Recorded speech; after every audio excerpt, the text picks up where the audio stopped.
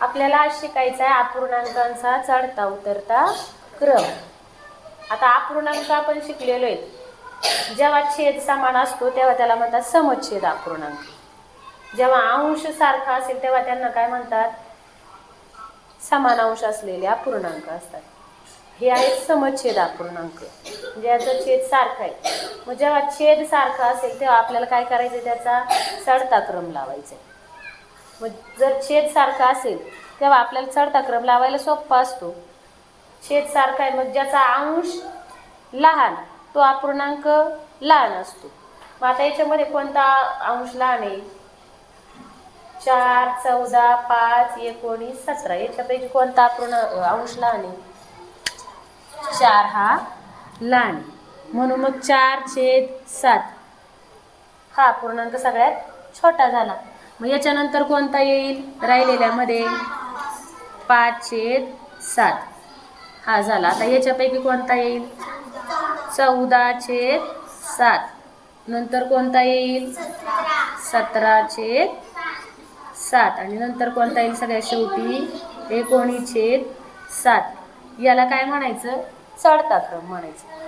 म्हणजे थोडक्यात काय? सगळ्यात लहान अपूर्णांक आपल्याला शोधता येतो, सगळ्यात मोठा शोधता येतो। तुम्हाला मग गणित येतं की चढता क्रम लावा दिलेल्या अपूर्णांकांचा आणि त्याच्यातली मधली संख्या कोणती? मधली विचारली तर कोणती लिहिणार तुम्ही?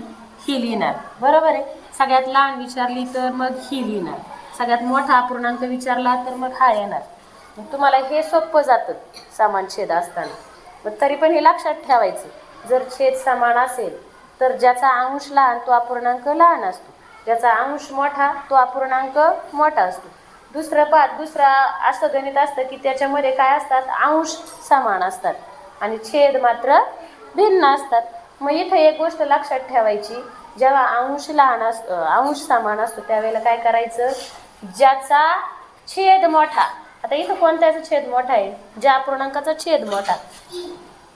इथं जर तुम्ही हा अपूर्णांक पाहिला तर याचा छेद किती आहे? 19 आहे हा, आहे की नाही?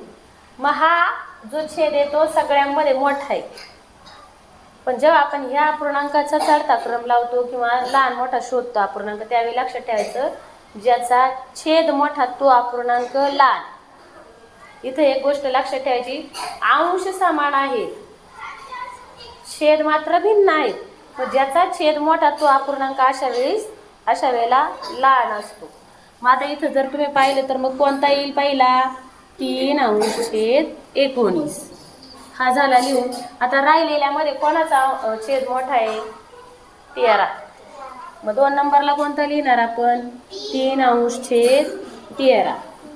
त्यानंतर कोणता लिहायचा? 3/11। त्याच्यानंतर कोणता येईल? 3/5 आणि सगळ्यात शेवटी कोणता येईल? 3/. याचा अर्थ काय होते? नेहमी लक्षात ठेवा, हा अपूर्णांक सगळ्यात लहान झाला। हा अपूर्णांक कसा झाला? सगळ्यात लहान, आणि हा अपूर्णांक सगळ्यात मोठा। मग अशा पद्धतीने तुम्ही याचा चढता क्रम लावू शकता। मधला अपूर्णांक सांगितला तर मग हा मधला लिहू शकता, है की नाही? चढता क्रम। उतरता क्रम लावायला सांगितलं तर मात्र उलटा लिहायचा, कारण हा अपूर्णांक तुमचा सगळ्यात मोठा झाला। आता तिसरा प्रकार येतो तुम्हाला भिन्न अंश व भिन्न छेद असलेले अपूर्णांक। इथे जर तुम्ही पाहिलं तर 7/8, 5/9, 4/7, 1/10। तिथं जर पाहिलं तर अंश सुद्धा सारखा नाहीये आणि छेद जर पाहिलं तर छेद पण सारखा नाहीये। मग अशा वेळेला एक ट्रिक लक्षात ठेवायची। काय ट्रिक लक्षात ठेवणार तुम्ही? काय करायचं? अंशावर 1-1 शून्य द्यायचा मानाने। अंशावर काय द्यायचा? 1-1 शून्य द्यायचा। मग आता काय करायचं? या 8ने याला भागायचं। आपण भाग द्यायला शिकलेलो आहे अपूर्णांकाला। मग आता 70 पेक्षा लहान संख्या मला सांगा बरं कोणती 8च्या पाड्यात? 8×8 64। 8×8 64 उरतात किती? 70 मधून 64 गेले किती उरतात? किती उरतात? 6 उरतात। आता 9ने आपल्याला याला भाग द्यायचा आहे 50ला। 9च्या पाड्यात 50 पेक्षा लहान संख्या 45 येईल. 9 5 45. बाकी किती उरली मग 5. 50 मधून 45 गेले 5. 7 आणि आता 40ला भागायचे आपल्याला. 40 पेक्षा लहान संख्या कोणती 7च्या पड्यात? 7 5 35. बाकी किती उरली? 5च उरली ना. 7 5 35. आता इथं 10 एके 10. इथं बाकी काहीच उरलं नाही. मग आता तुम्ही इथं आपल्याला चढता क्रम लावायचा आहे. म्हणजे आपल्याला याच्यात कोणता शोधायचा अपूर्णांक? सगळ्यात लहान अपूर्णांक. आता ज्याचं 8 उत्तर आले हा तर झाला सगळ्यात मोठा अपूर्णांक आहे की नाही.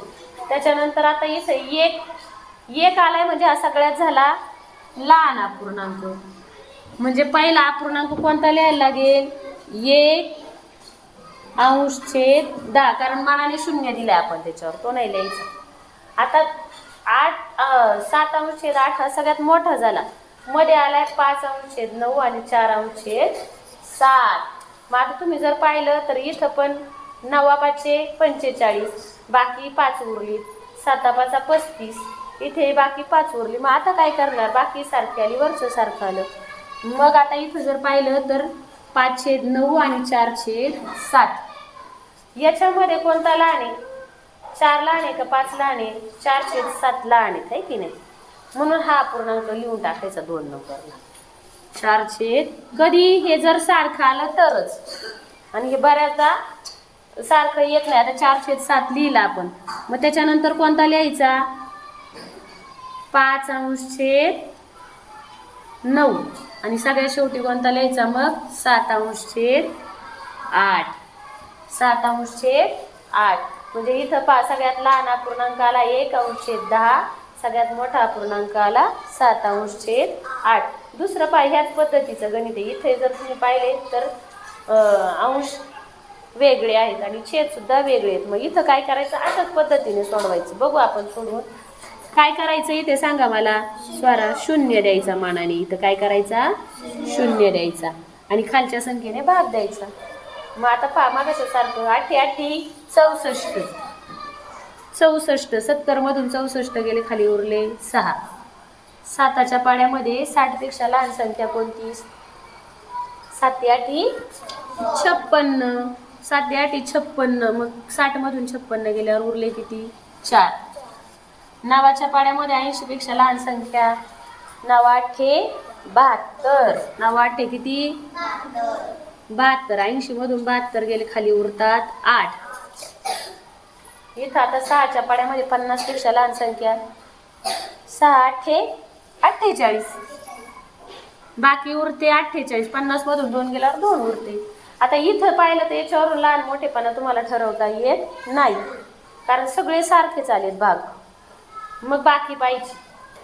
बाकी ज्याची लहान, कोणत्याची बाकी लहान आली? याची लहान आली आहे की नाही? 2. म्हणून मग सगळ्यात लहान अपूर्णांक झाला 5/6. याच्यानंतर कोणता येईल? हा येईल आहे की नाही? 6/7. नंतर कोणता येईल? 7/8.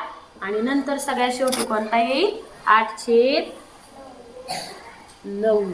अशा पद्धतीने आपल्याला काय करता येईल? अपूर्णांकाचा लहान मोठेपणा ठरवता येईल, चढता क्रम लावता येईल, उतरता क्रम लावता येईल.